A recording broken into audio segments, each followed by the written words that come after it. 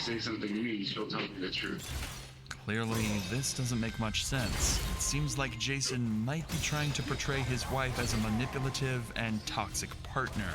However, it's hard to tell if this is a genuine feeling or simply an attempt to gain sympathy from the officer. So Detective Barrera decides to keep digging. So, what all transpired today? I mean, you guys are married still, from my understanding, or Separated. you guys are separated, but legally still married? I found out the day before yesterday that she cheated on me and left me for another guy the day after my birthday. Okay. And then she's been keeping the kids from me, but she claims that she is. And the truth is I thought she was keeping the kids from me. But the truth is she was seeing somebody instead of like calling me with the kids. You know what I'm saying? Like I found out she was cheating on me. She was lying, just lying to me, and I was just very adamant about it. Because like when you're with someone for 7 years, like you know their poker face, you know, you know when they're lying to you. I get you. Like, especially someone that lies as much as she does to me and yourself. Jason is describing his wife as manipulative, mean, and the problem in their relationship, which seems unlikely given what they know he's done. This conversation is going nowhere, so the officer decides to move on to more important things. What happened to the kids? If I'm being honest with you, sir, I don't know why I did what I did. But, like, I know what I told myself when I did it, you know what I mean? Like, What was that? and it was like, that they were, that, like, they deserved to be with me, and that I felt like she was neglecting them, and I wanted myself, and for some reason I thought it was okay to hurt them too. I don't know why I did that. Like, I thought we would be together, like, you know, and whatever's after this life, like, you know, and like the whole time I was trying to keep myself at home. I kept telling myself they're waiting for you to be with them. Was it something that you wanted to, for her to feel your pain in that sense, or you know? See, yes or no to that, honestly, I don't think so. Okay. What exactly? Honestly, I just didn't want to be in pain, and I think I told myself that, and you'll actually hear it in the last time we talked. I told her, it's like, if I'm not around, you're just gonna start taking it out on them, and they don't deserve that. And I think I felt like I was saving them. I don't know why. Saving them Like, in what sense? I'm going through the pain that I did. It's almost as though he believes what he did was reasonable, at least in the moment he did it. If this is indeed the case, it's likely he is genuinely mentally ill, which means he had limited control over what he did and can claim that in a court of law. But regardless of if he is mentally ill or not, detectives still need to build a case against him, so they decide to dig deeper into what exactly he did to his kids. Walk me through today, kind of what was going on, how were the kids, were they joyful, playful? They were awesome. Yeah? I mean, they wasn't like frustrating? Like, this was yesterday and the day before. What was? I did everything I did, I started doing this morning at 1 in the morning. So 1 in the morning is when everything happened? Okay, so what was going on? Because I know you guys spoke on the phone yesterday, right? What time did your guys' phone call end? I want to say about midnight. About midnight? Yeah. Okay, you guys' phone call ends around midnight. Yeah. And then what happens?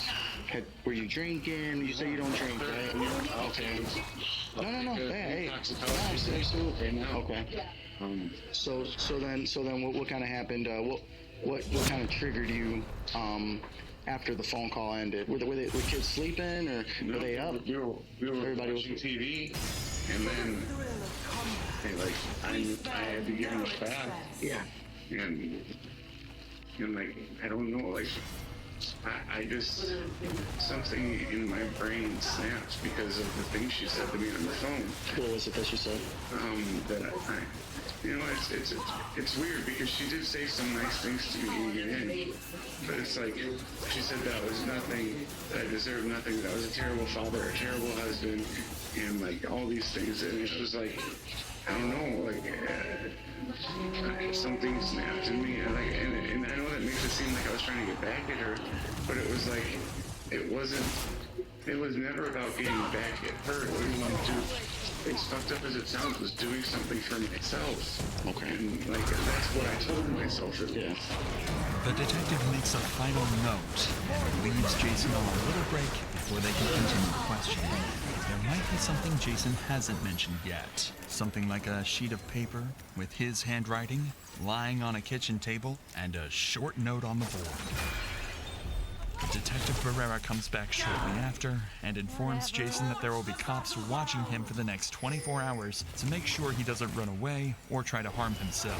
Barrera then recites the whole timeline to ensure they're on the right track, with Jason making minor adjustments to the story, and eventually Barrera stops to question Jason about one final crucial detail. One thing I did want to ask was, so I know one of the officers noticed there was a note left on what was in the kitchen. Yeah. Now was that when you left the house? So like, somebody snapped at me, I wrote the letter, and then I did it. Okay. That makes sense then. I haven't seen it, so that's why I was just looking for some help there. I think it starts off, like I mentioned about how she swore on the kids' lives, that she wasn't cheating on me, and like, and then I said, I hope it was worth it. It wasn't like, I hope it was worth it, I'm getting back at you. I was hoping it worth it, like you pushed me to do something for myself, like kind of. Okay. So she swore on the kids' lives that she wasn't cheating on you. Yeah. In reality, she was. Snap. Like, I don't know, maybe like. So then you, basically in your head, you're saying, you're thinking, again, correct me if I'm wrong. Any moment if I'll admit, part of me thought, like, if she's gonna swear in their lives, they belong to be with me, like stuff like that. This statement confirms the writing on the board. You promised, you swore, you lied. It seems like his supposed mental illness and urge to, quote, save his children were not his only reasons for doing this. These statements make it seem like Jason partly did this to get back at his ex-wife for cheating on him, leaving him, and taking his children. It almost seems like he did all this to make her feel what he felt. However, at this point, Jason needed to rest, and the officers decided they were best off continuing interrogations the next day. Early the following morning, police officers would escort Jason out of the hospital in a robe and get him to the police station, where he would be placed inside an empty room and left with his thoughts. However, he was unaware that his ex-wife Debbie was sitting in an interrogation area only feet away from him. Debbie is sitting in a room filled with toys, coloring books, and a comfortable sofa, an extreme contrast to that of Jason's interrogation room.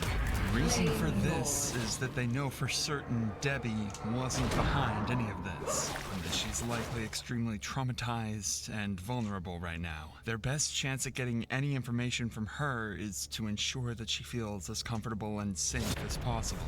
Jason, on the other hand, will be put under pressure to confess as much as possible.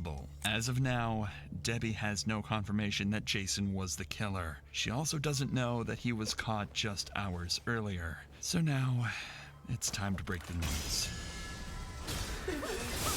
Galaxy coinage fighters, let's add some gold to the pot. I know we spoke earlier. I'm sorry, I don't, this isn't part of my job I enjoy. But I do have to officially, do this and have to notify you that he did get some children. How would I believe it? Did you fight him? Yes. Is he dead? No. Where'd you find him? Let's chase by an hour and 30 minutes away. And we're going to do our best. I'm a detective on the detective unit. We're going to charge him as best as we can. We're going to do this right. Everything Jason said up to this point was nothing but his own version of events. And Debbie, well, she never got the chance to talk about what she saw that day and what it made her feel. As a victim, her voice matters the most, and that voice would be the final nail in Jason's coffin. I woke up. I ate, I didn't contact them, so I was on the way to get there, and they had the doctor's appointment today. When I went to Walmart to get diapers, I went to Walmart to get some sand for their playback. I get a bathing suit for my daughter, and then I went there, and I opened the garage door, and didn't notice anything, I didn't really think about it. I walked in, and I looked to the right, and I saw the door broken off the hinges, and then I saw drops of blood. And then I turned around and looked in the garage, and I saw that the car was gone. I started calling him because I thought maybe he took the kids or went somewhere. And then I heard his phone upstairs. So I started walking up the stairs, and I just saw more blood, and then just started saying to myself, no, God, please no, please no. And I go in the room, and I saw all three of them there on the bed. And they were beat up. They were so cold. While Debbie was spilling her heart out, little did she know, Jason was sitting in the room next to her, staring down into the emptiness. Her ex-husband, the father of their kids, and a vicious murderer. It's hard to understand what he thinks at that moment. The memories he had with his children, or the regret he feels for making them leave this world too early. After 10 minutes of complete silence, Detective Barrera returns to the interrogation room for his second and last conversation with Jason, with no idea that he was about to discover a major piece of this story that could have prevented this entire massacre from ever happening. How's your work situation? Do you work during the weekend? No, I don't work at all. That's why I felt like I should be watching and seeing them a lot more. Okay, alright. How long have you been unemployed? Since December. Since December? Okay. What'd you do before? I worked at Bob's Crab House. Bob's as a waiter. Okay. You still keep in contact with your coworkers there? No? No? Okay. So, are you ever talk to any of them? I did reach out to one of them after I found out that he was cheating because she had claimed that she met him at a bar and that one of her coworkers gave him her number. So I just messaged whoever. I was like, hey, can I ask you a question? And he was like, oh, sorry, I didn't get that. I was like, oh, never mind. Like, I figured it out. And then I kind of broke down later, and I was like, I just found out. And I told him, like, everything, because he was the one person that I felt like I could trust. Have you talked to him since? No, I had this. How long ago have you had contact with him? That was like 2 days, or that was like Saturday or Sunday. And so Saturday, the kids get dropped off. Around what time did they get dropped off? I want to say 1. It was the afternoon. Afternoon? Yeah. Okay. How were the kids? Did they have issues? Joyful? They were happy. Like, well, because the kids were out there playing on the swings and stuff, so like I started asking around, like I was very like calm and I was just asking questions about like, you know, who she was seeing, like, you know, how she met him and stuff. And then and she would say like she didn't want to talk about it anymore. And I would say stuff like, what do you have to lose? Like whether you cheated on me or not, it doesn't change that I didn't get the custody back. I know what control all those things. It wasn't so bad. It wasn't bad, it wasn't good. It was just you know, I had handled it great until I had got mad and texted her later, and like I don't remember what I said in the text. Okay. Because I was just so mad that she was like that she's still lying to me, you know, Okay. and that. So then you sent her a message, and did you And I was just getting upset too because she kept saying stuff like, you should be spending time with the kids, and I'm like, I'm messaging you because they're sleeping. Like I'm messaging you because like I can play with them and text you at the same time, like, you know.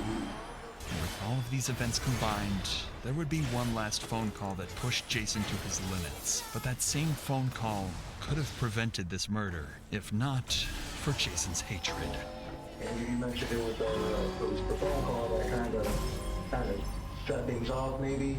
That's the thing, like, I mean, there was a phone call, and then about a half hour, 45 minutes later is when I started everything, but like, even the phone call, it's like, it ended well, you know, like, it had a great ending. It was a phone call, like, she was willing, sounded like she was willing to work with me and stuff, but think I just didn't believe it, like, you know, and I just didn't want, I know it now, I mean, I felt, but I just didn't want this to end, like, I wanted to be with them forever, and I felt like this was the only way. It sounds like Jason actually was close to resolving a lot of his frustration with Debbie. But something after this call and before the attack must have triggered him to go through with this insane and horrifying plan. Like, I don't want to hurt her, but I'll say something sometimes to hurt her because she hurt me. And like, but I wasn't doing it to hurt her.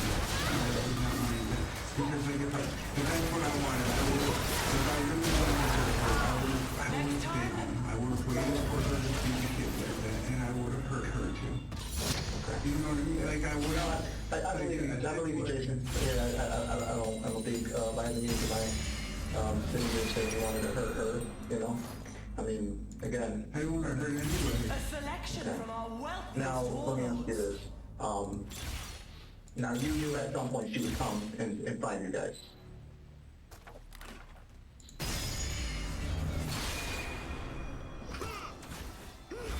What Detective Barrera just said catches Jason by surprise, because his actions contradict his statements heavily. How could Jason claim that he didn't plan to hurt her when all his actions would ultimately lead to Debbie finding all three of them unresponsive? It wasn't until about like noon, 12:30, like so 12 hours later, that's when I realized like she's gonna be here soon. I can't, like, I don't want to hurt her. I don't want to, like, I can't be here when she's here because I'm just gonna end up hurting her and give myself more time to do this. And so like my whole thought process was the only way to get more time to do it is that I'll go drive into something, but then there was just too many cars on the road. I didn't want to hurt anybody else. Like, so I drove to the city. I don't know my way around. I don't know anything about the city. I've only ever been to Chicago, like, for sporting events, and that's it. His response to Barrera's question completely falls apart when it's clear his actions left Debbie to discover the gruesome scene, traumatizing her forever. All of this made it clear, not just to detectives, but later a jury, that he was mentally ill and was not fully in control over what he did. In June of 2022, he was charged with 3 counts of first-degree murder, and in February of 2024, pleaded guilty but mentally ill. This means he will serve a life sentence without the possibility of parole, while also receiving mental health treatment. After the story went public, Debbie chose to start a GoFundMe page in order to raise money for the funeral and court expenses, gaining over $70,000. As of December 2024, she's decided to maintain her privacy, but we can hope she's doing her best to move forward and recover from this tragedy.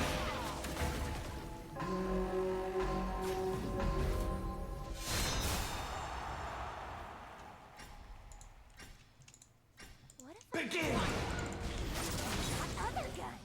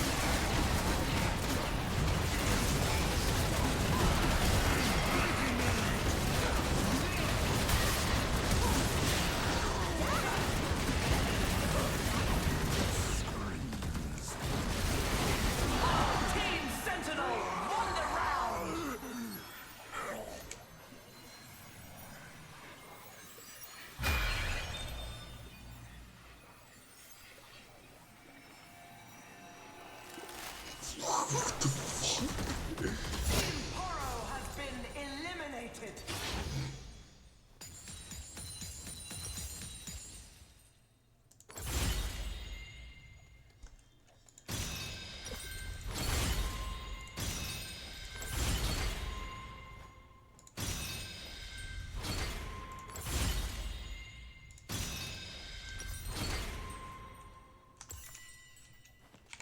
Nothing shall distract. Hey, hey, hey!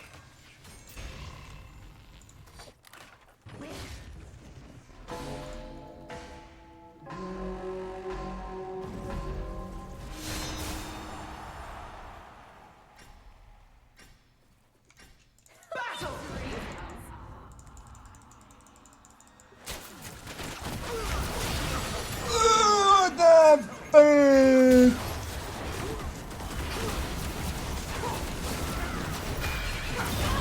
Round lost.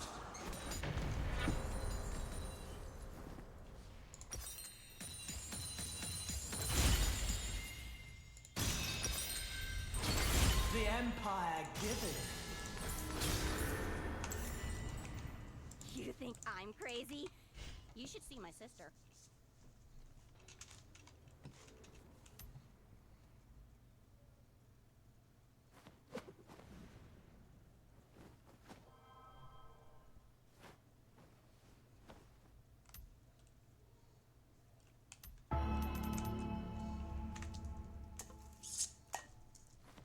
And now, welcome back, your reckoners!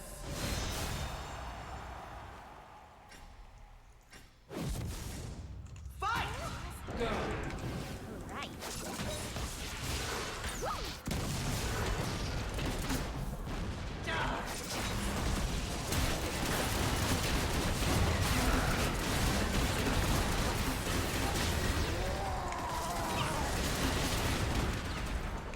I'm trying to care.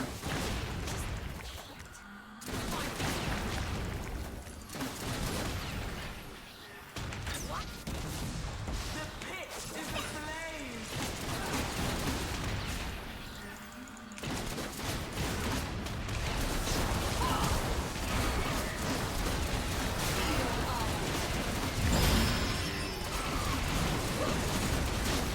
You prevailed!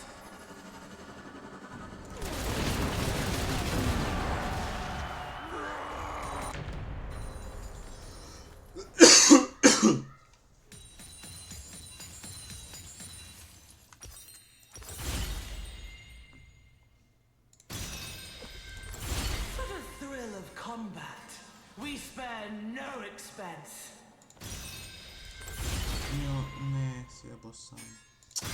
Spoils of war, now yours to wield.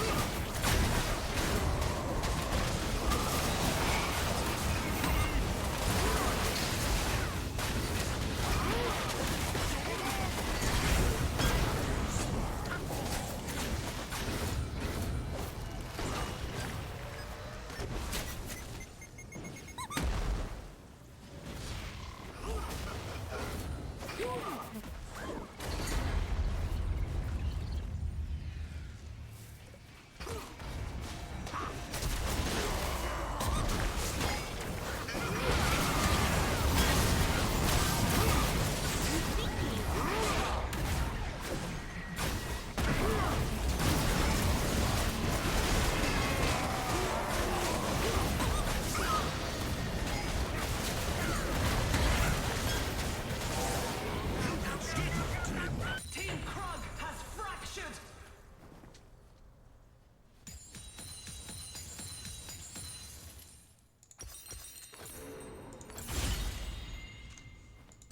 Gather up your coinage, fighters. Let's add some gold to the pot.